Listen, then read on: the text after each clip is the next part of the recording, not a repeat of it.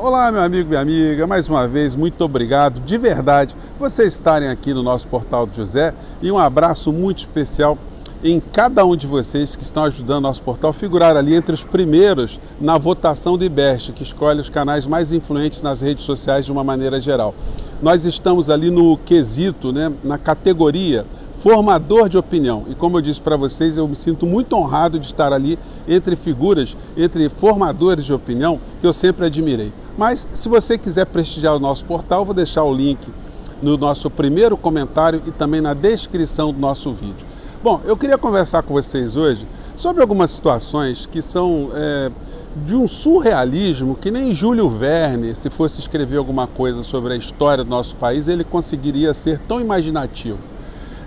Porque nós tivemos no nosso país, durante 4 anos, um grupo de pessoas, personagens, sobretudo alguns que conseguiram um mandato eletivo, por estarem na internet, que fizeram durante 4 anos uma luta contra a democracia e mais do que isso, se é que a gente pode dizer que isso já era uma coisa pequena. Eles atacaram a nossa sanidade mental e a nossa sanidade física.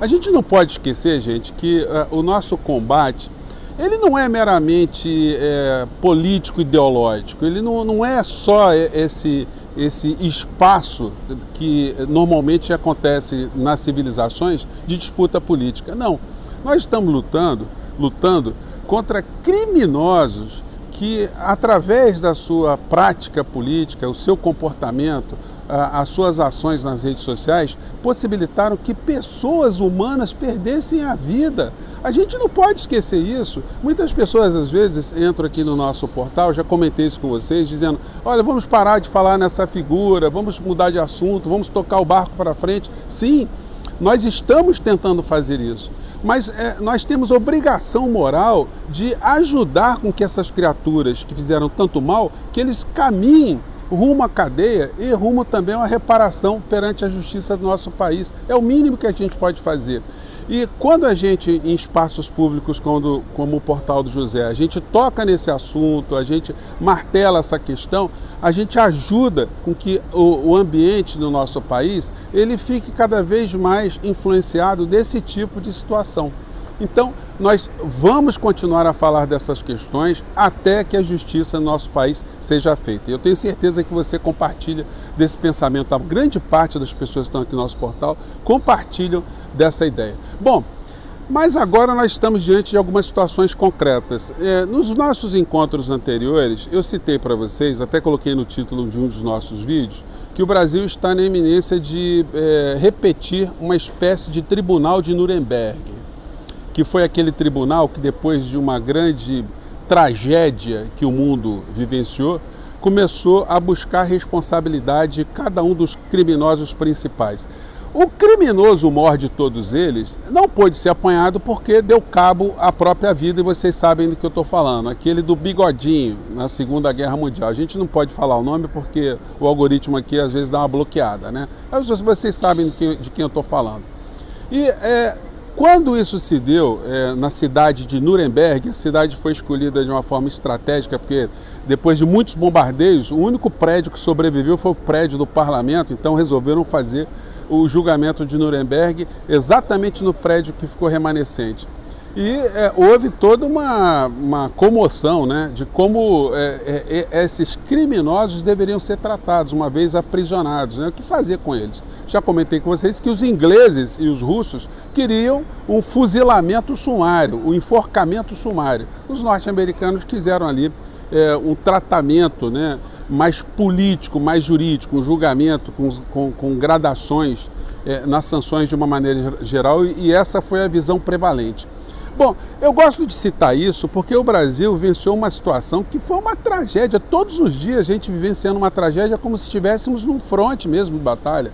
Ou será que a gente vai esquecer do drama dos enfermeiros, dos médicos, dos parentes, das pessoas no cemitério sem poder abraçar o seu ente querido, da situação pavorosa que virou o nosso país com a disseminação de remédios imprestáveis? Isso tudo sempre comandado por uma figura que atuou contra a saúde do nosso país e a favor do vírus de uma maneira geral. Então, a gente não pode esquecer esse tipo de situação. E hoje nós estamos diante de uma situação desse surrealismo que eu comentei aqui com vocês. Em primeiro lugar, muitos deputados que vieram nessa onda toda, que hoje estão no Parlamento Brasileiro como senadores e deputados federais, eles chegaram a essa posição de um mandato eletivo depois de ficarem muito tempo nas redes sociais como verdadeiros palhaços, verdadeiros agitadores, né, de mundos paralelos. E conseguiram o mandato. E agora eles continuam dentro do Congresso Nacional a acharem que eles estão nas plataformas sociais, nas redes sociais. Só que isso é bem diferente e eles correm o risco agora de sofrerem uma grande decepção. Muito maior do que perderem ali inscritos nos seus canais, nas suas redes sociais, eles vão ter problemas reais com a justiça. Porque essa gente toda que fomentou o crime aqui no nosso país, essa gente vai prestar contas também nessa CPMI, que eles achavam que ia ser apenas uma presepada e agora a coisa começa a ganhar contornos de um julgamento, de uma exposição, de um levantamento de informações como a gente nunca viu no nosso país. Nós estamos ali diante de vários formadores de opinião do mundo cão, vamos dizer assim, que não tinham experiência parlamentar, né? A gente pode pegar o Zé Trovão, aquele Gustavo Gaia, o Nicolas até tinha alguma experiência, mas na Câmara de Vereadores de Belo Horizonte, a Carla Zambelli, que só teve alguma experiência no último mandato dela, mas normalmente eram figuras que eclodiram pelas redes sociais. E agora, dentro do Congresso Nacional, com uma CPMI instaurada, eles vão se deparar com políticos profissionais, políticos que fizeram carreira na política, que não dependeram de redes sociais para conseguirem os seus mandatos. Enfim, são várias razões pelas quais esses políticos mais conhecidos estão ali, mas o que a gente não pode negar é que eles são bastante experientes. Então, eu estou vendo nas redes sociais, um deles, esse Gustavo Gaia, que também ascendeu politicamente através das redes sociais, dizer que a CPMI é o primeiro passo para o impeachment de Lula e depois botar o Lula na cadeia. Gente, é uma gente que a gente só pode considerar serem perturbados mentais, né?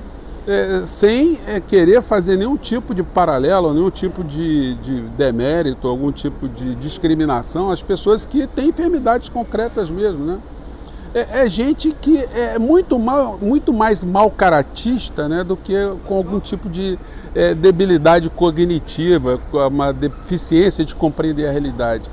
Muitos sabem que lidam com pessoas que têm algum tipo de dificuldade política de compreender a realidade. E, portanto, fazem um discurso raso, um discurso bandido, um discurso oportunista, mexendo com as emoções das pessoas. Não foi por outra razão que a gente teve no Brasil a eclosão de muitas igrejas misturando política com religião, tendo ali os seus líderes religiosos, fazendo desses ambientes que deveriam ser ambientes sagrados, ambientes para proselitismo político a favor daquele que, se a gente pudesse encaixar dentro da Bíblia em algum canto, em algum personagem, a gente encaixaria ao lado de Satanás, né? Que foi o que aconteceu no nosso país.